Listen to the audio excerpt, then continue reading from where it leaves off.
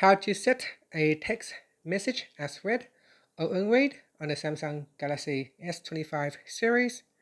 First, tap on the home button to return back to the home screen. Now from the home screen, open up the text messages app.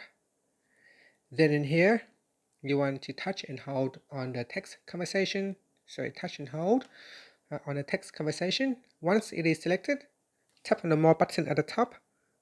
And from the pop-up, tap on mark as unread. And once you have marked it as unread, there is a blue dot right next to it. If you open up the text conversation and read it, then the blue dot will be removed. And that's it.